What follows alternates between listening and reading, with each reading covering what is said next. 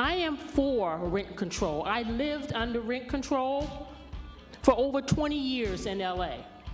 And what rent control does is it stops greed, pure and simple.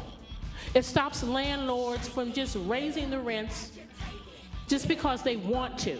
I definitely support rent stabilization because I love Santa Rosa, I love Sonoma County, but I do not see a future for myself here because I cannot afford to live here. I'm a homeowner, a landlord, and a realtor. I support option 3, which is effective rent stabilization with just cause eviction policies. I'm gonna tell my children about this day. And the reason why I'm gonna tell my children about this day is because this is the day I'm going to see if it's true that politicians are all about money.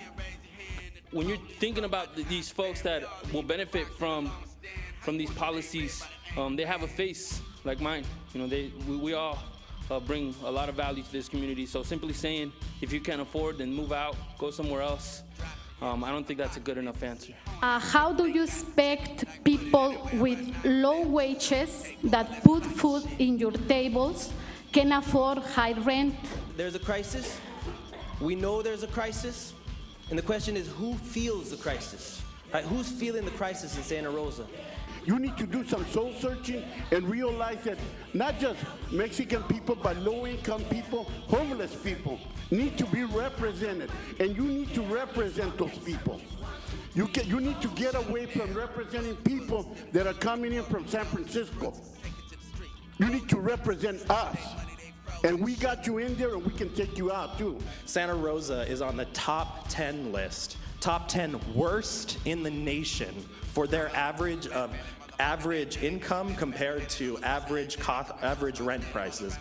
That means 19,000 cities across the nation are doing a better job at making home and rent equitable for their constituents than Santa Rosa is doing. I think it's also important to create an environment that allows people to live where they work, and having stability in rent is critical for that process. This issue deeply affects Santa Rosa Junior College. My personal research that I've done since taking office in January indicates this is the #1 cause of our school's enrollment crisis. It's putting our $1.6 billion economic footprint at risk. If you're not aware, we're actually cutting classes right now. Teachers are not taking jobs because they can't find housing, and students are dropping out. I guarantee you this, real art for the people, not the rich. Real art will not survive if they cannot afford to live here as artists. A real audience will not be able to support art if they can't afford to live here. I visited a home in Roseland. These people are paying $1,300 a month. They don't have a door. There's cockroaches. Their kitchen's messed up. Like, they talk to the manager. He doesn't do anything. Economists like Adam Smith understood that rentiers, which are landlords or money changers, these people were detrimental to an economy. They don't produce. They extract wealth. Students should not be living in their cars and going to school. So I urge you to vote for rent control before these young people leave this city. I'm Reverend Chris Bell, the minister of the Unitarian Universalist Congregation, one of the 19 member organizations of the North Bay Organizing Project. I also rent out rooms in the home I own. Out-of-control rents are a real threat to the well-being of our community. We are bound to no idea or plan forever. So until we get enough affordable housing here, which will take years, I think the strongest possible policy of rent stabilization and just cause evictions moves us closer to that ideal. My name is Ronit. I'm the Executive Director for Legal Aid of Sonoma County. I've been a tenant attorney for over 20 years. And Legal Aid is the largest store in the county in terms of providing eviction services for tenants. We're helping over 1,200 individuals a year, representing somewhat in the range of 600 cases a year. I will say that nearly 90% of those cases involve non-payment of rent. So this conversation about just cause bankrupting landlords just isn't based in fact. I will say that I have never in those 20 years seen such displacement due to rent increases. We are getting pleas daily from people and families losing their homes. Seniors teachers, and laborers, often entire complexes at once. Tenants should not have to choose between paying for medication and having a roof. They should not have to choose between buying food for their families and having shelter.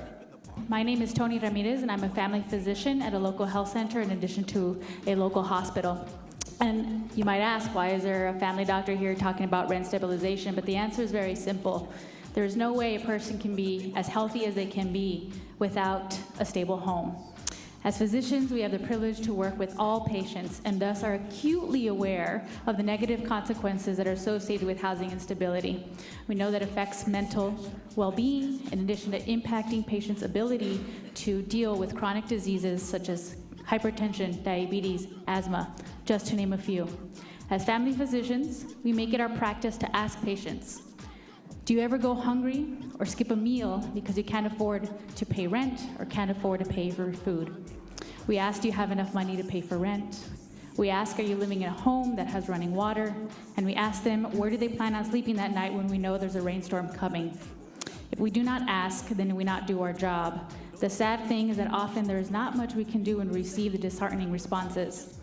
It means nothing for me to write a prescription for a blood pressure medication or a diabetic medication if there's no bed to sleep in, no refrigerator to store those medications, no refrigerator to store fresh fruit and vegetables. How can I ask my patient to pay simply $8 more for a medication once a month when she gets paid $1,400 a month between her and her husband and rent is $1,200?